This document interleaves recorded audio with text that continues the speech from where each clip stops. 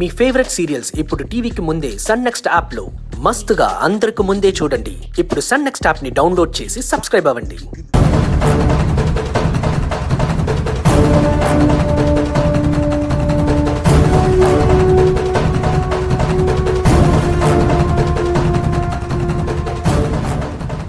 I'm sorry అమ్మజ, నువ్వు మా అమ్మని నన్ను కలపాలని చూస్తుంటే మా అమ్మ వాళ్ళు నిన్ను చంపాలని చూస్తున్నారు. మా అమ్మ వాళ్ళు చేసిన పనికి నేను సారీ చెప్తున్నాను, నన్ను క్షమించు. అయ్యోయ్యో, మీరు నాకు సారీ చెప్పడం ఏంటండి?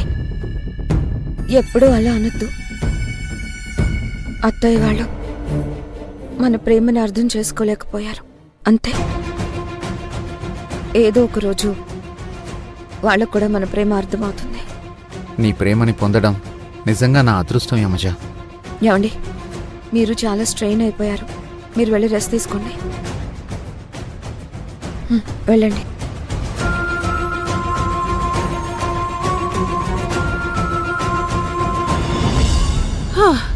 యమజ, చచ్చి బతకడం అంటే ఏంటో తెలిసింది.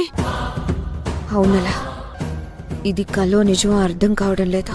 అసలు ఒక్కసారిగా నేనాడిన నాటకం మొత్తం బయటపడిపోయింది. శాశ్వతంగా జైల్లో ఉండిపోతానని అనుకున్నాను. ఆ టైంలో బావొచ్చి నన్ను తన భార్య అని చెప్పడంతో ఊపిరాడినట్టయింది. ఆల్మోస్ట్ నరకం వరకు వెళ్లి వెనక్కొచ్చేశాను. నాకు కూడా అలానే అనిపించింది యమజ. నిప్పుతో చేరిన ఇనుముకు కూడా దెబ్బలు తప్పవన్నట్టు నీతో చేరి నా జీవితం కూడా నాశనం అయిపోతుందనుకున్నాను. అర్జును బతికించాడు. ఎందుకలా నవ్వుతున్నావు? కొంపతీసి ఇందాక సిచ్యువేషన్ లో పిచ్చి కనిపట్టిందా ఏంటి? కాదు, అర్జున్ బావ దృష్టిలో ఇక నేనే తన భార్యని. బావకి గతం గుర్తు రావడం లేదు. శాశ్వతంగా గుర్తు రాకుండా చేసే టాబ్లెట్స్ వాడుతున్నాం. అందువల్ల బావ ఎప్పటికీ నా దగ్గరే ఉంటాడు. ఉంటే ఉపయోగం ఏంటి? ఆయన గారేమో ఆస్తులు అంతస్తులు అక్కర్లేదని, యమజ ప్రేమే కావాలని తీసుకొచ్చేశాడు. ఇక మనకి డబ్బొచ్చే అవకాశమే లేదు. ఇక మన పని అంతే, గోవిందా. అలా కాదలా. ఇక నీ వల్లేది కాదు. నీకు నీ బావ కావాలి, తెచ్చుకున్నావు. మరి నా సంగతేంటి? నీ గురించి నేనెన్ని బాధలు పడ్డానో తెలుసా? ఈ ఇంటికి రెంట్ కడుతున్నా. మీ బావని పండక్కొచ్చిన అల్లుణ్ణి మేపుతున్నట్టు మేపుతున్నావు. ఇవన్నీ సరిపోవన్నట్టు దెబ్బలు కూడా తింటున్నావు. అబ్బా, ఆ కాకి మరీను పాత ఖైదీల్ని కొత్త ఎస్ఐ కొట్టినట్టు కొట్టేసింది. మా డబ్బులు మాకు పడే మేము వెళ్ళిపోతాం. నీకు అసలు తక్కువ, ఆశ ఎక్కువ. ఆస్తి అంతస్తులు వద్దని బావ అనుకున్నంత మాత్రాన సరిపోతుందా? బావ కోసం వాళ్ళ ఫ్యామిలీ మొత్తం నా ఇంటి ముందు నిలబడతారు. ఆస్తి మొత్తం నాకు అప్పగిస్తారు. అప్పుడు నీకు కావలసినంత నేనిస్తాను. మరి ఈ దెబ్బలు? వాటికి కూడా కల్పిస్తాలే.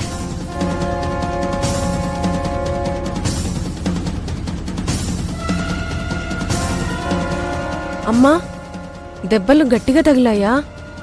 కారన్నాక టైర్లు అరిగిపోవడం, మనిషి అన్నాక బాధలతో నలిగిపోవడం కామనే. అబ్బా, పద, వేడివేడి నీళ్లతో కాపడం పెట్టుకోవాలి. అబ్బా, అమ్మా.